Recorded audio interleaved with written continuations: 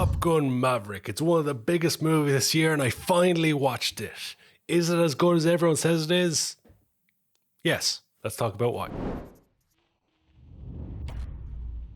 Hey guys, I'm Carl. Welcome to my movie film show. Feel free to subscribe down below if you would like to. We're here today to talk about Top Gun Maverick. Now, this is another movie that yet again I'm a day late and $1 short because for some reason I just couldn't force myself to go watch this movie. I don't know why, because it's a movie I did have some interest in and everybody was saying it was great all the way through the year, but I don't know why. I just had this mental block where I always just found something else to go and do.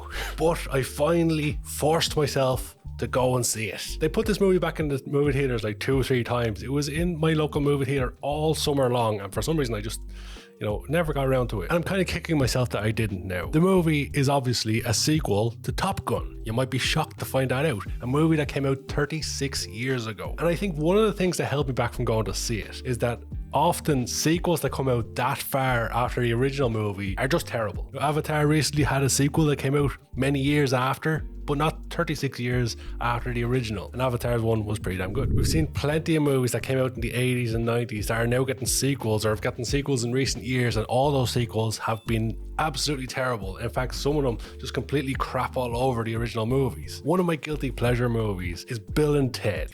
Excellent! Bill and Ted's Excellent Adventure and Bill and Ted's Bogus Journey. I loved those movies when I was younger. They're just a lot of fun. And then recently I watched Bill and Ted Face the Music and I was really excited to see another Bill and Ted movie.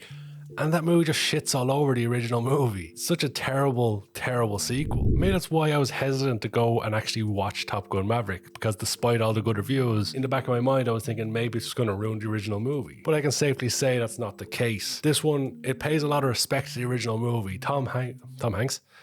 That's the wrong Tom. Tom Cruise clearly had a lot of passion for this movie, passion for the sequel, and you can see his love for the Top Gun series, I guess, even though it's only 2 movies. You can see the love he has for Top Gun and for that character. It really shines through in this movie. Now, the basic story is kind of simple, but it's everything around it that makes it spectacular. The visuals in the movie, obviously all the jets and everything, all that action is phenomenal, especially when you know it's not CGI, at least large parts of it. But basically, they've got a target, they've got to fly through this canyon below radar, below where the missiles can get them, and it's very difficult. Only the top pilots can do it. Obviously, the Top Gun pilots can do... Sorry.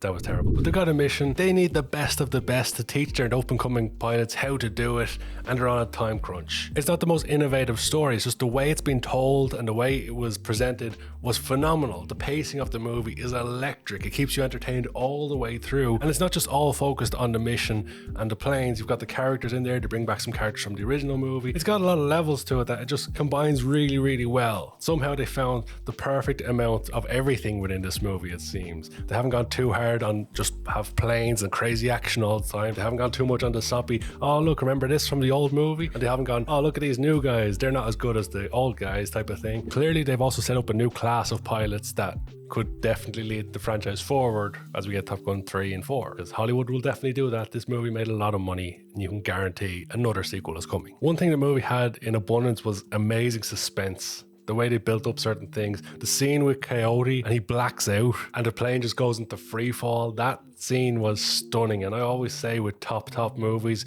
especially award-winning movies, you need that one really solid scene that sticks with you. And I think that scene with Coyote is definitely one of them. It certainly has its fair share of holy flip moments throughout the movie. And the ending of the movie was pretty well done as well, because it's not just a case of they go in, they do the mission, they go home, everybody celebrates. Of course, there's a little bit of turbulence, shall we say, along the way. And often it goes 1-2 ways with these movies. Either they go in to get the mission and then they have a little wrap-up scene and credits roll, or then they try to do too much at the end of the movie. They try having 6 or 7 end battle scenes and stuff you'd never see coming and kill off a major character for the sake of it. But this one, they got it just right, I think. Although there is one thing towards the end of the movie, and there will be a spoiler here, so if you haven't seen the movie, go watch the movie, come back and then tell me what you think in the comment section below after you watched it. There is one thing towards the end of the movie which I began to notice as the movie was getting further on. Rooster and Maverick are trying to get home. They're fighting against these jets which we've been told are super jets that their jet just simply can't compete with, and their bullets are running down. But earlier they've shown Hangman in his plane just sitting waiting as the extra man, you know, he's waiting for his chance to come and save the day. They didn't really leave any alternative other than him turning up when he turns up in the movie. It was very obvious that Hangman was going to be the one to come along and save the day right at the end. But even though that it was very obvious that that was going to happen, and even though I knew it was going to happen, I still love the way they did it, and I think it still worked despite it being obvious. They could have just had Hangman as part of the team or come in earlier, had him save someone else earlier in the movie, and then it would give his character a different point. Because there was nothing left for him to do other than save the day at the end of the day, it would have been odd if he didn't save the day, because otherwise his character's whole thing at the end of the movie in the big mission would have been he sat on a plane in the runway and did nothing. That's the one minor criticism, but even as I say, it worked really well the way they did it in the end. So overall, some great acting, some great storytelling, some great visuals, some amazing special effects and action scenes, a fairly basic story told very, very well, which is always better than a complex story told badly, and overall just a very enjoyable movie which shockingly doesn't shit all over the original movie. So if, like me, you've been hesitant to go see Top Gun Maverick and you're thinking, oh, maybe all the hype it's getting is just that, it's just hype. It's not.